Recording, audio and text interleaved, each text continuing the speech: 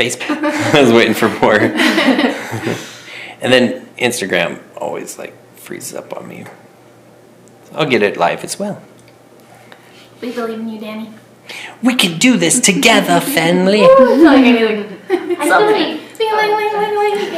Yeah, I remember those. Oh, Remember those? do you remember the day that, was it Chris walked in and took them out of our hands? Yes. Was I there for that? I don't think it was a day when we were like, huh, that's not nice. Well, that's awkward. Yeah, but guess what? We kept one. Just to spite him. Oh, goodness. While we are waiting for people to join, hello, Cecilia. I want customers to raise their hands if they remember when we used to use those sound clappers on the lives, and the one time some customers didn't appreciate them. Other customers did, but we did receive some comments with customers being like, oh, that's so loud, or it scares me every time. And one time Chris walked onto the live and took them out of our hands and walked out. We were like, oh. He was like, sorry, customers aren't liking them. There was like that spinny one, and then there was the hands, or it was just the hands like clapping at each other. Oh, the good old days. That's what we were talking about this morning. Oh, look at April's raising her hand. Yeah, April. Yeah, that was. Look at, we have lots of customers who. Lord, that's so sad. I know, that's how we felt too. We were like, oh. Danny just came out and he was like, "Don't worry, I still have one." And he spun. So if you heard some like zzz noises, it was Danny spinning one. They were not my favorite. Debbie, it was because of you that Chris came. I'm pretty sure we waked up a few like babies. Oh, I'm pretty sure I would be a little upset about that too. Yeah, it's not fun. my baby. Beck is joining from Australia. It's just give it like another 30 seconds. If it's not working, we'll just continue with Instagram. But we're gonna just give it a little, just a few seconds, and see if when Danny brings it back up, if it April works. said, Danny, come to the freezing rescue. Let's hope Danny can save the day. Do you all see this spot on my hand? I do. I doubt that they do, but I definitely do. It's like a dark spot. Where'd that come from? You know, I don't know, and It looks a little bit like a bruise. Is it tender? It is not. And I thought maybe it was like a dry spot, but it's also not dry. And I was like, did I burn myself? I don't know. Isn't that weird? Little hand hickey. Now you know what I do at night. Oh, that's working now. Looks like you're back. Good. They probably joined just as you said hand hickey. Don't worry about it. Oh, goodness. Okay, so we think it's back up and running. Today we are talking about, oh yes, working. Great. Today we are talking about essential oils and carrier oils for hair health. Yes. Right? Or hair care. Yeah. Or whatever else you come on to do to your hair. There's probably an essential oil for that. No, there's probably not an essential oil for everything. If you wanted to dye your hair pink. Essential oils will not cut your hair. It will not dye your hair pink. Maybe blue if you used enough blue tansy. And it would probably only be temporary. And you would smell like SpaghettiOs. Yeah, don't do that. She is not recommending that. I'm spiraling now. Yep, heard about the hand hickey. It's not actually a hand hickey. I just have this weird dark spot on my hand that I just noticed like 2 days ago, and it's not going away, and I just don't know what it is. And our guess was a hand. Anyways, so we're talking about hair. So if you have any questions about what carrier oils, what essential oils you can talk about, specific hair type, and what can help with what concerns you might want to address with essential oils or carrier oils, that's what we're going to be talking about. So please leave any of the questions you might have in the comments. We have lots of people looking at all the comments, so we'll be able to hopefully address those. We did ask for questions during the week, and we did get some. So, Katrina, do we want to start here, and then we'll continue to look at the comments as well, but we'll just start with the comments that we received. Sure. Okay, so the first question we got is, when you can't use rosemary due to medical issues, what would be a safe substitute? And just for anybody who's not aware, rosemary really is just in the forefront of essential oil hair care. I think it's one of those things when you're typing in, what essential oil should you use for your hair? Rosemary is always one of those top ones. But if you can't use it for whatever reason, there are plenty of other options, right? There's lavender, which is known to be really good. Clary sage is another one. What else do we got? We have peppermint is another one. Is it sandalwood? Oh yes, yeah. Really I think good? it really comes down to what your hair care goals are. If you're looking for hair growth, you might go with a peppermint, something that's going to stimulate the scalp. If you're looking for, maybe more of the hair health, sandalwood is really good for smoothing the hair. So it really kind of depends on what you're trying to accomplish. What about like a eucalyptus? Because eucalyptus and rosemary are both high in cineol. Yeah. So could a eucalyptus be a good Sure, substitute? yeah. Maybe start with like, I know that Dives is less with 1/8 cineol, but it still has a lot of 1/8 cineol. It's just a safe amount to be used with children. Yeah, less than 30%. Yeah, but a eucalyptus might be a good option. Yeah. Maybe look at like other oils that are also high in 1/8 cineol, because rosemary is really high in 1/8 cineol. So. Yeah, when you're thinking of hair health, one of the most important things to think about is your scalp. Like what's going to clean your scalp, what's going to stimulate that blood flow, like that's really like the source of hair health, and that's what rosemary does and what eucalyptus would do, and peppermint. It's very stimulating. Yeah. Okay, we have a question over here. The question is, I love using rosemary with my shampoo for a nice scalp treatment.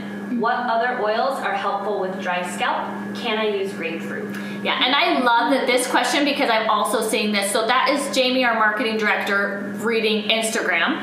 If you could hear her, I think you probably can. But I also saw a lot of that same question here on Facebook. So I think dry scalp sounds like it's a big concern for a lot of customers. So take it away, you experts. I really like to focus on carrier oils when you have dry scalp. So creating a serum with some of your favorite EOs and some of your favorite carriers. One carrier that I really like for my hair is rose hip. So I'll use a little bit of rose hip, a little bit of almond oil, and then I'm a big fan of sandalwood in the hair. And so just creating a nice serum that you can just dab directly onto your scalp, especially if you have one of our Little droppers. with the bulb. So like use your empty vitamin C Yes. to make like a scalp serum. Yes. That would be a really good idea. Your And then empty you can vitamin just kind C of trace bottle. it like right along into your hair and massage it in and let it set for 15 to 20 minutes, and it's really good for dry scalp. I also know a lot of people who will then like braid their hair, put it up in a Oh, ponytail, yes. and sleep in it. That's what I usually do for my hair, because my hair is pretty thin and it's a little brittle. So if I use any carrier oil, it's gonna weigh it down and it's gonna be a little greasy. So I love doing it though, and what I'll do is like on the weekend, if I know I'm not going out, my favorite is I just do like a 70-40 mix of jojoba and argan. And I don't even use essential oils, and I'll just kind of massage it into my scalp and I'll run it down my hair, and then I'll just pull it back and braid it.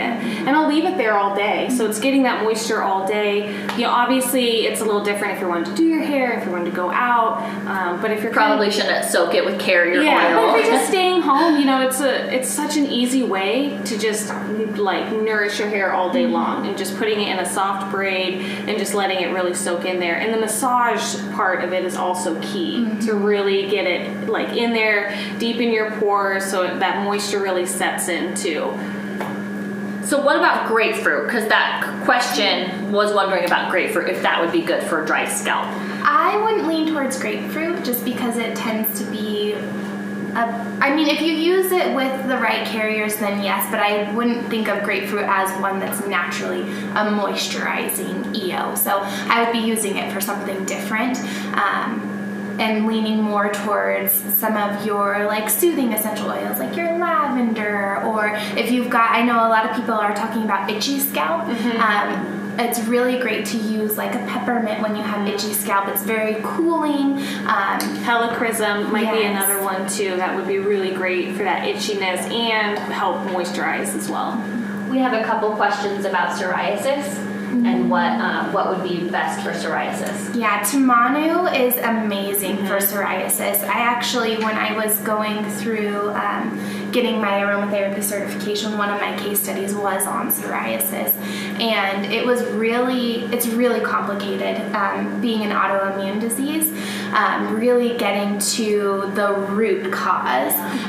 But tamanu is really amazing for soothing the skin, and it is, from a carrier oil perspective, one of the oils that I had the best luck with, as well as carrot seed from an essential oil perspective, and German chamomile, just very cooling, calming to the skin. So it's not about like really addressing the core reason or eliminating psoriasis, but helping soothe. Yes. Helping soothe that. Yeah, and even That just can burn an itch. And, just yeah. starting off with a carrier oil, Yeah, rather than introducing essential oils right off the bat, especially if you do have something like psoriasis, is a really great idea, because you don't necessarily need, to incorporate essential oils. Like carrier oils, like we're saying, are so gentle, so moisturizing, and might help accomplish what you're trying to do.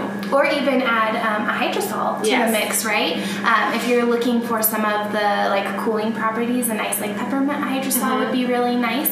That's a little bit more gentle than just going straight to the EO. Yeah. And speaking of hydrosols, I know we got some questions on hydrosols. I believe one of them that came in earlier this week was if rosemary hydrosol can replace rosemary essential oil in hair growth, and helping assist hair growth. Well, I think if you're wanting to start off with the gentlest way possible, then you can try rosemary hydrosol. And if you're not finding that it's giving you what you need, then you can try the essential oil. I love hydrosols for my scalp though, because they are so gentle, and really it's just kind of lifting your hair up, putting it on your scalp, and then massaging it in too. I don't, there's not necessarily a what's better than the other thing, because everybody's hair is different. Just my hair, it's like a little thin and a little more brittle, so I really like to moisturize it and mask it up, but I don't so much use essential oils. Right. And I think the way I approach it with my hair personally is using hydrosols on a daily basis. I typically get out of the shower, use our conditioning detangler, and then I'm spritzing with the hydrosol just to keep my hair healthy. And then using like a mask or a serum once a week. And that serum usually does utilize some essential oils, but it's not that I'm using essential oils all day, every day for my hair care.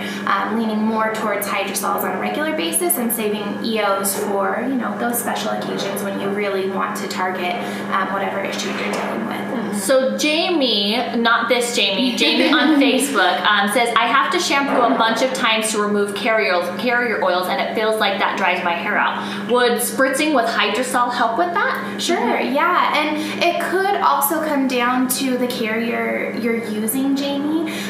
It really, depending on your hair type, it can take some trial and error to find the best carrier for you. I really do like, if you're having some trouble with greasiness and buildup, you might use like a meadow foam that has a little bit more slip. You might use, some of the thinner carrier oils.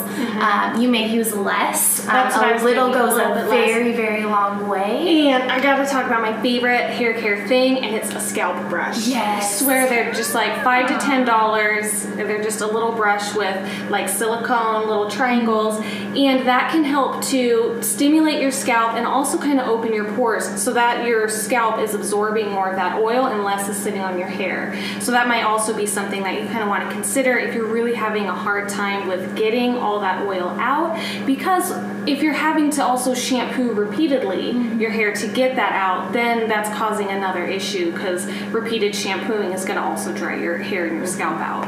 And if you have oily scalp, you may want to just target like your ends. If you have dry ends, then just add a little bit of, carrier to your palm and just put it directly on the ends rather than all over in your scalp if you have that issue. We have a question of, can you explain what a hydrosol is? Oh. Yes, that's actually one that I can answer, but I'll let Katrina. I told them earlier, hair care, like that's on them. So when you are steam distilling an essential oil, we can use this right here. Yes, we can. So you have your plant material in here, and it'll separate the oil from any water like constituents. So like the oil-loving constituents are going to pull off. That's your essential oil. And then what's left over, all that water material, of which there is a lot of, that's your hydrosol. It's sometimes considered like a byproduct of steam distilling an essential oil. So it'll have a very minute amount of those water-loving constituents that sometimes you're not going to find in the essential oils, but it is at such a low amount that makes it so gentle and so safe to use, even for babies and for pets and for things like that. So that's what a hydrosol is. It's really the byproduct of creating a steam distilled essential oil. It's just the water part that's separated from the oil that'll sit on top, and that's the oil gets siphoned off, and what's left over is the hydrosol. Yeah.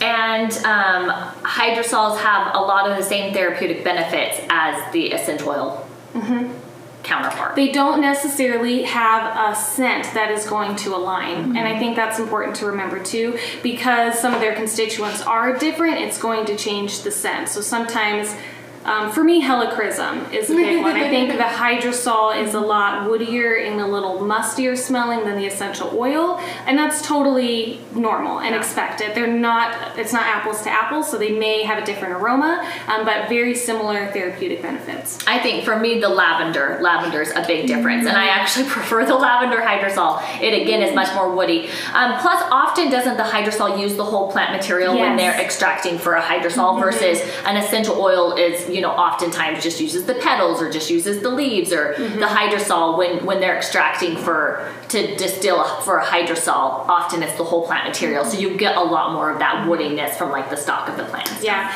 and hydrosols, because that plant matter creates such a much larger amount than the essential oil, may be a more cost-effective way to experience that plant and those benefits. I'm thinking particularly about like rose. Right. Rose Otto is a very costly essential oil, so maybe you want to try the rose hydrosol instead, which is really the byproduct of that rose Otto. And rose hydrosol is my favorite hydrosol for hair care. It's one that I use regularly. I actually really like rose hydrosol just for the skin. Yes, yeah. Honestly, I love it's rose great. hydrosol in general. Yeah, it's one of my favorites. April says, I love using helichrysum and frankincense hydrosol on my dog's skin and little bumps he gets. It works magically. Yes, hydrosols are really great for dogs. They're much more gentle than essential oils. They're not quite as strong in fragrance. So hydrosols are, when I'm looking for care for my animals, I often lean towards hydrosols. Katrina, do you want to see what other questions we received? I have seen a couple questions. So we did receive quite a few at the beginning asking if you can use essential oils in hair care if you have dyed hair. Oh yeah, that's So do you want to speak to that? That's a good question. Yeah, so I have dyed hair.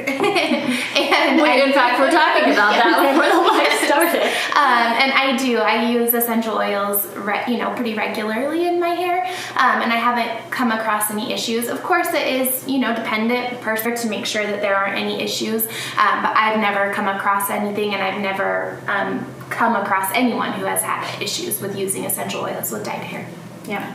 One of the questions we got on here is which oils are bad for hair? What would you not want to put? Yes, and we had a good conversation about this earlier. Yeah, so I would say right off the bat is those really spicy, abrasive, hot, warming oils like cinnamon, basil, oregano, things that topically you already know can be a little bit irritating. Yeah, don't put it in the hair. Yeah, especially if you're not careful about the dilution that you're using.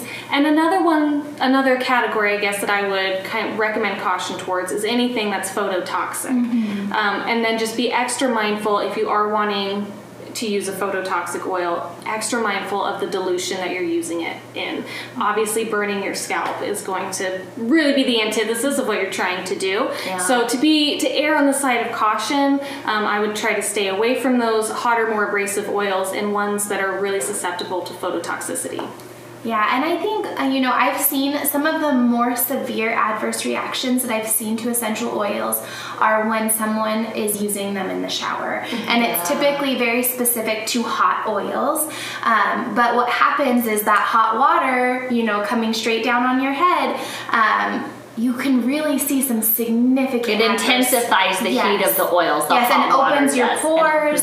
And I mean, I've seen adverse reactions where you can literally see where Like the the shampoo lines came and of just burnt skin. Yes. So you have to be very, very careful with those hot oils, and also be mindful that you're diluting properly. It's very important, as always, but especially when you're adding in an additional element like hot water that really opens the pores and, you know, exacerbates that. And I want to add too that anything that is extra, like higher, more volatile, like your citruses and stuff, any oil that's more volatile, as it evaporates much quicker, it also can dry things out faster. So just with any, like that citrus category, even if it's not phototoxic, you do need to be a little bit more careful with that, and just be careful with the dilutions and make sure you're kind of counteracting that with like the carriers and the proper dilutions of that as well. You definitely can use citrus in hair care. You just I think you have to be a bit more careful than if you were using like a sandalwood. Yeah, I agree, especially because citruses are primarily comprised of limonene, and limonene is commonly known as a degreaser. So if you think about using that for hair care, it really can strip some of those essential oils, your scalp oils, not just EOs, that really help to moisturize your hair. Yeah. I have 3 questions. What essential oil is good for hair growth? What essential oil is good for thin hair? And what essential oils are good for dandruff? Rosemary.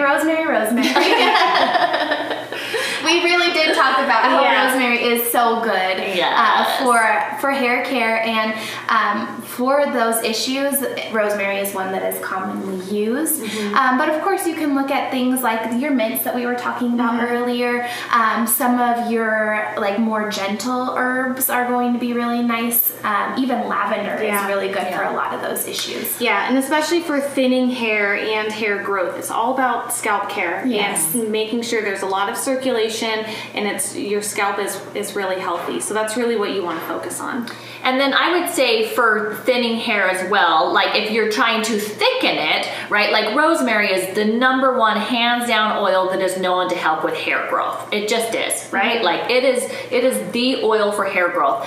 There are other oils that you can use instead if you can't use it, or to help assist, but if you're just looking for like thin hair and not necessarily the growth, but just how to, I would go back to like the carrier oils. Make sure you aren't using too heavy of carrier oils, right? Because that Katrina talked about how that can just weigh your hair down. And that might be difficult to get out in the shower, and then you're having to shampoo a lot. So just be mindful of your own type of hair. You know best. Yeah, and actually changing like the width of your hair, that's not something that essential oils are going to do.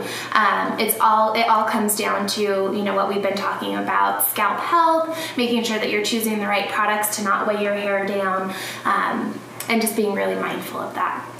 So Debbie is asking how many drops of essential oils in your shampoo. So she's specifically asking about a 4 ounce, but what should be the percentage dilution? And then we can do specifically a 4 ounce shampoo, but in general, what would be a good percentage dilution? Yeah, I try to keep it 1% or under, just because you're in that hot water, and it really increases the amount of oil that absorbs. Of course, it does depend on the essential oil, but typically we don't recommend using those oils with really low dilutions on the scalp anyways, because those are going to be your hot oils. But yeah, 1% or under is typically where you especially, I mean, if you're putting it into your shampoo or conditioner, you're going to be using it daily or close to daily, and so you do want to make sure that your dilution is low enough so that you don't become sensitized to it, or just, you know, cause harm from repeated use. So I think 1% and below is a really good rule of thumb. So in a 4 ounce bottle, what would be a 1% dilution? 3 ounces would be, or 1 ounce, that would be 9 drops, right? So 9 times 4. 36 drops. So 36 drops in a 4 ounce bottle is what you would do for your, and that would be the max. That would be the max. We probably, I would even recommend start with like half of that. Yeah. Start with like 18 drops, and then go up if you feel like, use it, especially like hair growth, or if you're where you can actually see, right, for sure. I would start with less, try it for a couple of weeks, and then up it if you need to. Debbie's asking if it's best in the shampoo or the conditioner, and I think that depends on what you're trying to accomplish, because a shampoo, you're focusing more on the scalp. With a conditioner, really, you're focusing more on your ends. So it's really depending if you're wanting to give just extra nourishment or cleaning to your scalp, or if you're trying to focus maybe on split ends and brittle hair, where the conditioner sits longer on it. But like hair growth, you're going to want to do that in your shampoo because, again, it's focusing on the scalp, and that's where you're going to see the benefit to increase hair growth. Yeah. So speaking of adding it to your shampoo, essential oils, the dilution, I saw a question earlier from a customer asking if you can use essential oils in hair care when you're pregnant. So I think that there's a couple things we can talk about, but specifically with shampoo, since that is a washout product, it is a little bit safer to do it then than if you were using it, something that's going to be long term. So what would be some recommendations? The first thing that I think of really is, again, you're in the shower, it's hot water, so whatever you're using, that aroma is really going to be amplified. So make sure that it's you're using an essential oil that's safe for pregnancy, and that you're not using it at such a high amount that when it hits that hot water and starts to kind of diffuse naturally, it's not going to overwhelm your senses. Yeah, and I, just having been pregnant, it's almost been a year. My daughter's almost a year old, but I still feel like it was just yesterday. What you want to do is kind of start at your lowest exposure possible and work your way up. So start with carriers. And if you're not getting the benefits that you want to see from just using carriers, then move into hydrosols and use that synergistic effect. Then if you're really not getting what you want, then you can move into some of those pregnancy safe oils, low dilutions. You might start with like a scalp mask first before using it in the shower, just really reducing your exposure as much as possible. Of course, if you need to and it's really what you're looking for to increase those benefits, absolutely, it's fine. I just kind of start on the low end and work your way up. One thing that Celeste had mentioned that I really wanted to touch on is she had said that coconut oil, she used it once, she'll never use it again. It was really hard to get out of her hair. And what I wanted to talk about with that is it's important to remember that your hair type plays so much into the kind of carrier oils that you want to use. I know a lot of women with really thick, curly hair that tend to be a little bit more coarse love coconut oil for their hair, whereas someone with thinner hair, definitely coconut oil could be way too much. So it's really important to research your hair type in order to determine the best carrier for you. Research your hair type, research your carriers to really figure out and hone in on what works best for you.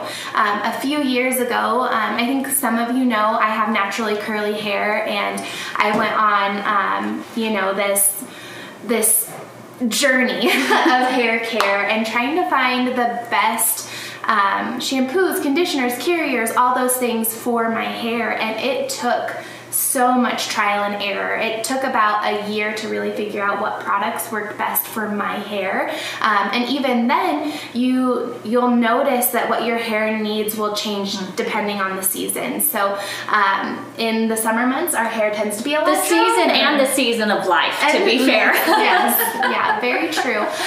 So it's really important. You have to do a little bit of trial and error, but I just wanted to call that out because sometimes certain carriers or certain products get a bad rap, but it is so dependent on the individual and your individual hair type. You have to play around with it a little bit to figure out what works best for you.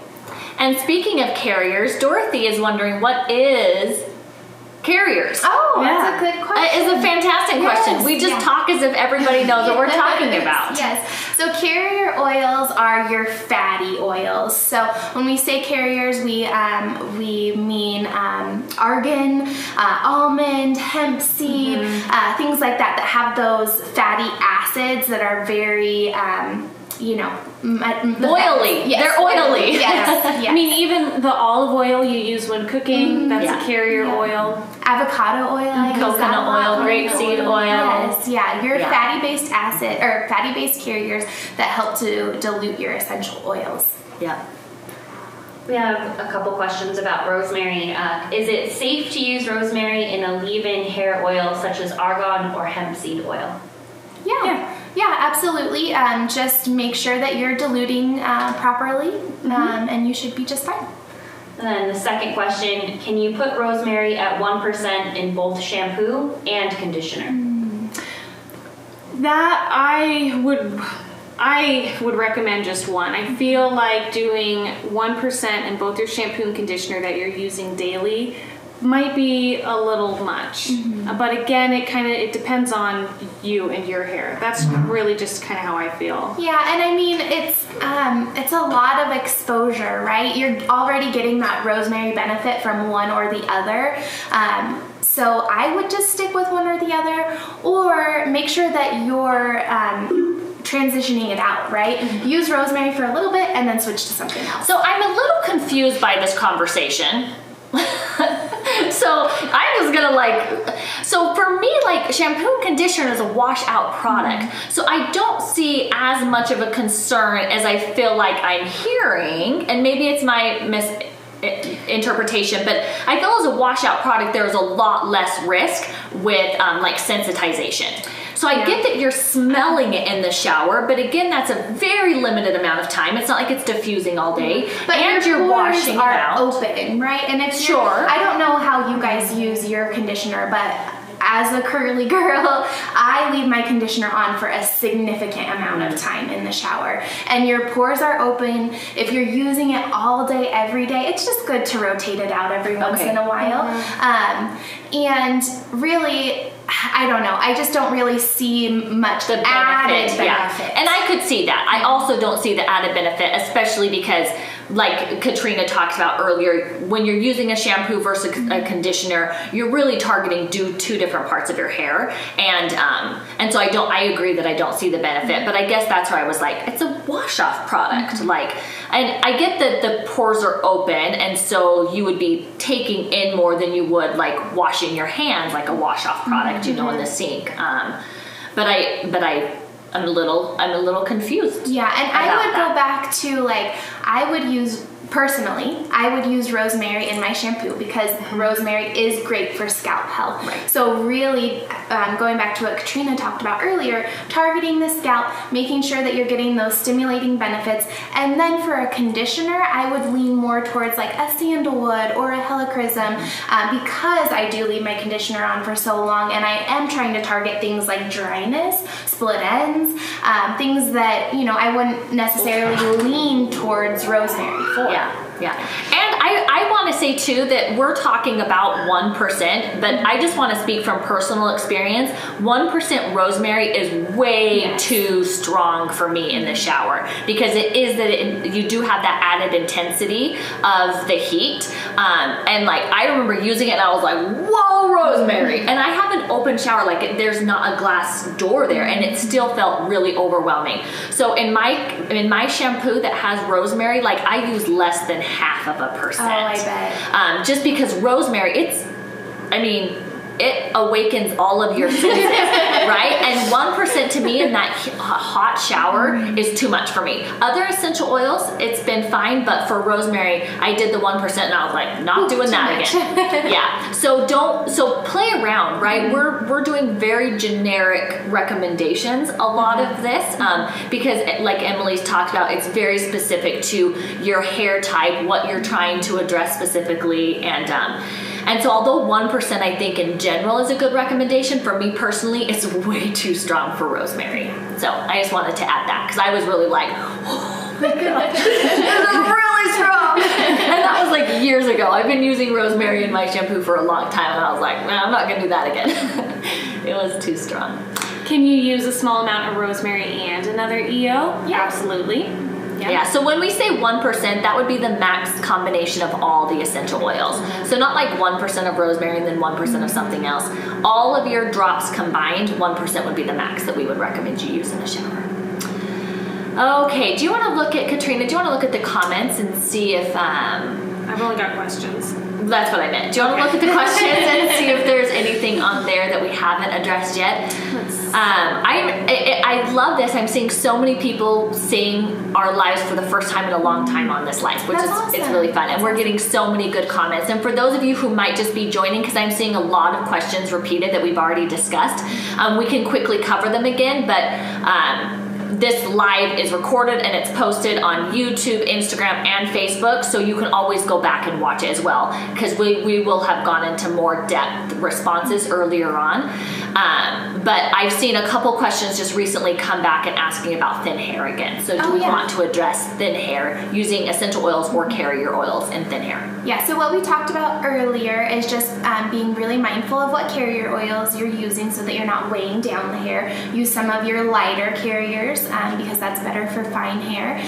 And then you may want to use oils like rosemary that can help stimulate hair growth if that's something that you're looking to address in addition to the thin side of it. The other thing I wanted to mention is we have a lot of really great blog posts on using essential oils with the hair. So if you have questions that we haven't been able to address or that we won't address today, it's always great to check out our blog, and that's just planttherapy.com/blog. And then I wanted to share with you guys one of my favorite aromatherapy books, specifically for DIYs. And this book is the Complete Aromatherapy and Essential Oil Handbook for Everyday Wellness.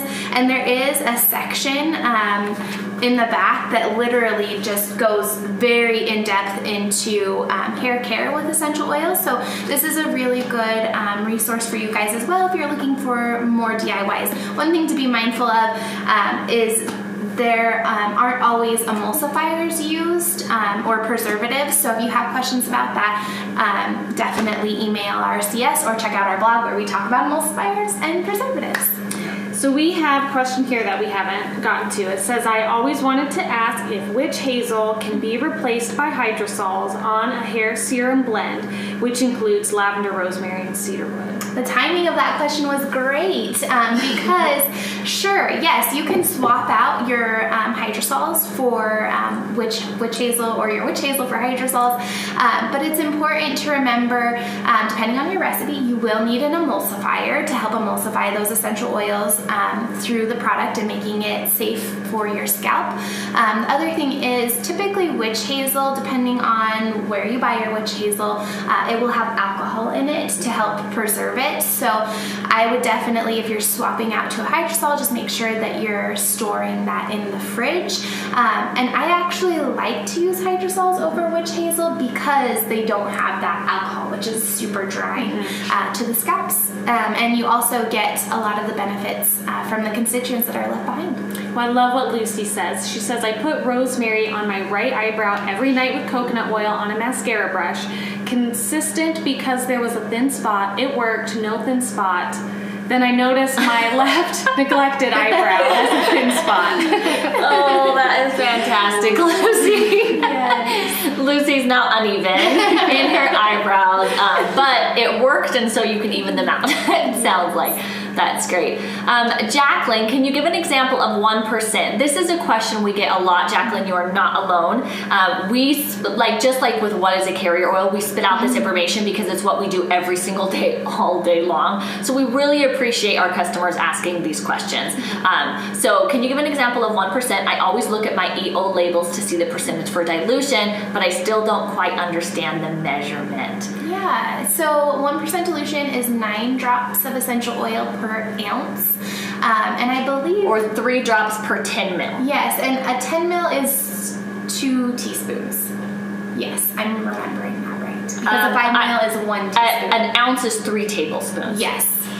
Anyways, now we're getting off track. But 9 drops per ounce or 9 drops per 3 tablespoons. Yes. And one thing to remember is we have dilution charts. So definitely, if you need some help with dilutions, head on over to our website. You can search dilution chart in the search bar. We've got magnets that you can actually put on your fridge, or you can head on over to our blog or even our downloads where we have all sorts of dilution information. But we do have a blog because I think dilution charts are sometimes even overwhelming. You see a lot of numbers, and there's a blog with like arrows that are specifically tells you how to read a dilution chart. So it is there, but if you can remember 9 drops per ounce or 9 drops per 3 tablespoons, is a good way to remember. Yeah. One last question from Instagram. What essential oils would work as a detangler or that would make hair shine? I would lean more towards carrier oils in that instance. Carrier oils are phenomenal for detangling because it gives you that slip, and they're also great for shine. And earlier you said metal foam is really good Yes. for the Yeah. slip, so Yes. maybe start there. Absolutely. And it's important to remember, like, when I use carriers, because I know some people, with thinner hair, it weighs you down. But what I do is when I get out of the shower, I'll put, a drop or two on my hands. That's all you need. Rub it together and then comb it through my hair. And that really helps to detangle, to help with shine, but not weigh your hair down. So you're just using really minimal amounts. I use always just like a plastic comb, and I'll just do a couple drops, and I'll just lightly put that layer on the comb and then comb my hair with that. So it's just a very small amount. Yeah.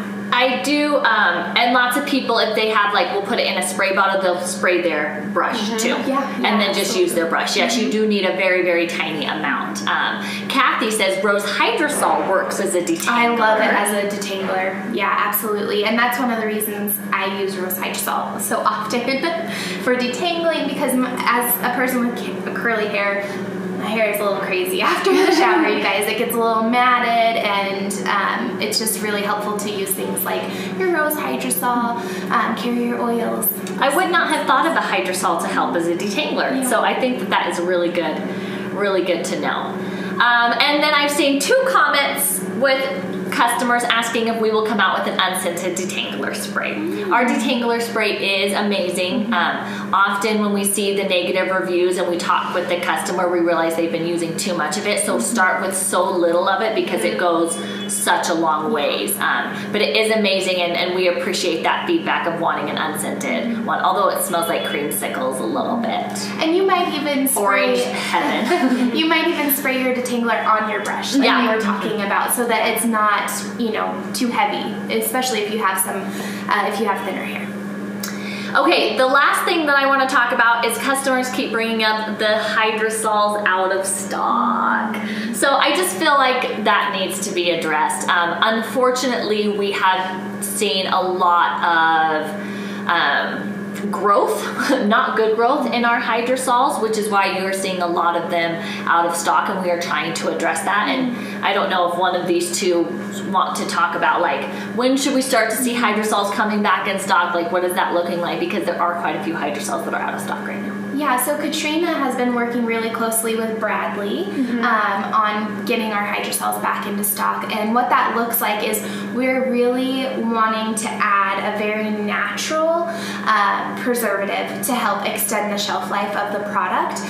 But we want to be very mindful and choose the perfect preservative for our products. So I know, Katrina, you've been doing a ton of research, and this has been going on for months, trying, if not longer. I mean, we had longer than that. A long time. Yes. Yeah, I mean, when we take a hydrosol out of stock, and we're doing it just with the utmost safety and just concern for your well-being. It's really, quality is involved. Like Emily said, our formulating chemist is involved, and we're trying to get that resolved as soon as possible and bring you back really a product that is better, lasts longer, and will be safer in the long run. Yeah, because once it leaves our hands, so even we do the testing, we know there's no microbial, did I say that right? I said that right, growth.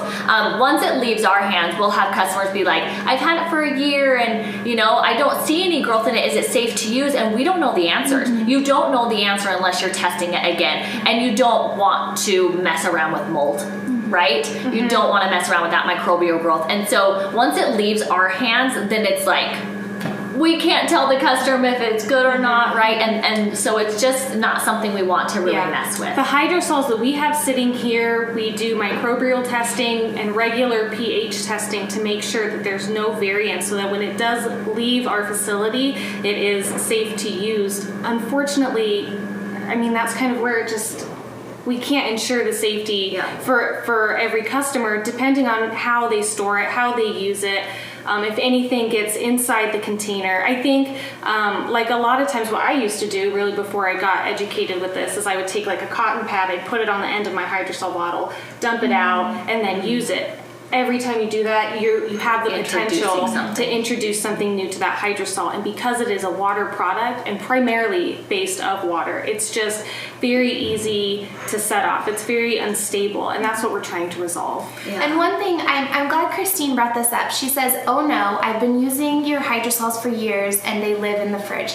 Never have had one go bad. Not a fan of preservatives. And Christine, we do not take this lightly. It's been something that we've discussed for quite a long time. It's important to remember that if you can visually see that your product has gone bad, it's been bad for a while, right? I mean, it's great because we have done testing on a hydrosol that has looked good, and we find growth in it. Yes, yeah, and I've seen significant growth in hydrosols that are crystal clear. So it's really important to understand that and have a good understanding of the shelf life of your hydrosol. So while we have really thrown this idea around a lot, for a long time. Yes, we do not. And how approach many it preservatives have we looked at? So many preservatives. I mean, I feel like all the time Emily's back in my office being like, okay, here's the next 5 preservatives. Here's why these 3 are off the table. These 2 are still it is a constant thing to make sure we get are very, very mindful because we want to keep the product as close to what it is when it comes off of the still as possible, while making sure that your product has a stable shelf life. Yeah. And this is also just a company initiative. It's not coming from customer complaints of having anything. It's not coming from any incidents. It's just really us looking at the safety of our products and just wanting to make it better. Mm-hmm. Yeah. Yeah. Yeah, and a lot of the preservatives that we've looked at, there's some really great preservatives too that are very natural, and so we're really trying to figure out the best option for you guys. Yeah. Debbie, so I should toss mine that are 3 years old? Still clear and in the fridge, seldom used by sprayer only. Yeah, I mean, I would, yes. 3 years old, that's a bit long for a hydrosol. Mm-hmm. There you go, Debbie. Hydrosols, in my opinion, once you get them, you use them. It's not like an essential oil where you want to save it and hold on to it. It does not get better with age. Like, get it, use it, enjoy it, get some more fresh, like coming in. Yeah, and maybe if you're not using it as often as you'd think, maybe go with the smaller sizes instead of, the large 16 ounce. That way you'll go through it more often. But if you're like me and you're using rose hydrosol on your hair every single day, that's a really great way to make sure that you're using it. And you're getting the big one. Yes, and I'm getting the big one. Misty, I don't like preservatives, but I like germs even less. Laugh out loud. And with Misty's comment and to Emily's point, there's a lot of preservatives out there. Preservatives get a bad rap, yes, they do. But there's a lot of natural preservatives. And in fact, we've seen. Emily's not going to love that I bring this up. Paul's done some testing with using tea tree hydrosol as a preservative, and although we have found that it is not strong enough to stop the microbial growth, we have seen that it has slowed it down a little bit. Yeah. So there are that's just a tea tree hydrosol and other hydrosols, right? Emily's probably over there cringing, right? Don't tell our customers these things. But there are natural preservatives out there. So although preservatives usually get a very bad rap, we are looking at a ton of options, and we are looking at some that are natural that we are very confident once we educate our customers, and when we've decided, which I think we maybe have, we're doing a lot of testing and a lot of research on the one that we believe is going to be the best.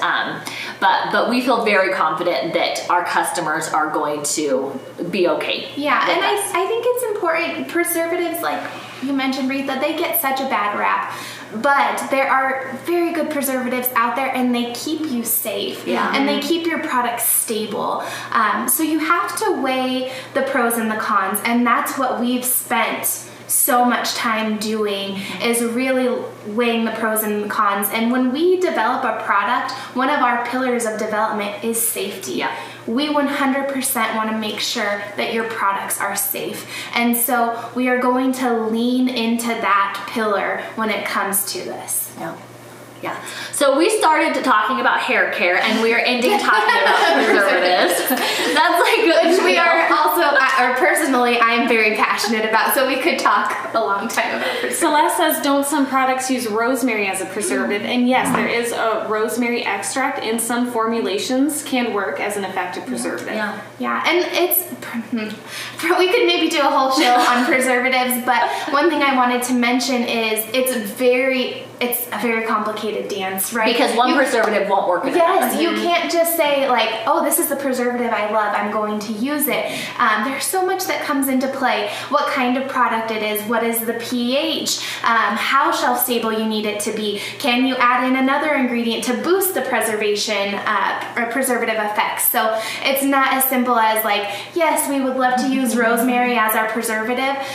It comes down to the actual chemical makeup of the product. What about freezing hydrosols? So if you are freezing your hydrosol and there is a minimal headspace, meaning your bottle is as full as it can go, that is going to cause less of a concern than if you're freezing your hydrosol and there's less in the bottle and there's more headspace, because as it defrosts, that is going to change its chemical composition a little bit, and what it can do is create condensation in that bottle, and then you're introducing we all know that condensation, that can which can drop back into the hydrosol and may potentially cause issues. So I would be a little cautious while freezing. I haven't read about or heard any issues that particularly came up with that. I would just recommend just erring on the side of caution and make sure if you are needing to do that, that there's very little space in that bottle for that condensation to occur when it defrosts. Yeah, and you're not freezing, thawing, yes, that kind of thing as well. But we could even do a little project in the lab and do that and freeze some hydrosols and, fun too. And see what happens and follow up with you guys. It's a great idea. Okay, I think that's all the questions. There's one more question. Maybe it's related to hair care. Is the detangler better for thin hair than using rose hydrosol as a detangler and then any J-Cam pins? We told them. Yes. It's a good thing we have our marketing director right here. We're running out of time, aren't we, Danya? We have like 4 minutes till we have to end this live so Instagram doesn't get kicked off. So real quick, for thin hair, I would use rose hydrosol first. But absolutely, you can try our hair detangler and just use smaller amounts. I mean, the tiniest amounts. Yes. Like spray your brush once and then be done. Yeah. And July Customer Appreciation Month, aka JCAM, we promised you hints and then forgot. So sign up for text notifications. Okay, Jamie says sign up for text notifications, and my favorite thing that we're going to be doing is speed deals. Is that what they're called? Speed savings, and then there's lightning deals. Okay, speed savings and lightning deals. So that's going to be fun. As well as our regular ones, we also wanted to throw in some crazy there. And some of them are gonna be like, all of a sudden it pops up on the website, hey, you have 1 hour to get 30% off of this one product or something. So fun things like that we're throwing in that I'm really excited about. Again, it starts July 1st. Not again, I never said that. It starts July 1st. It's our July Customer Appreciation Month, and it's just an opportunity for us to be like, have a lot of fun with our customers and just give a lot of discounts and just show them, all of our appreciation and support that they give us. So July 1st, speed savings, lightning deals, that's the 2 hints, and then Jamie says sign up for our text messages. Be there or be square. Okay,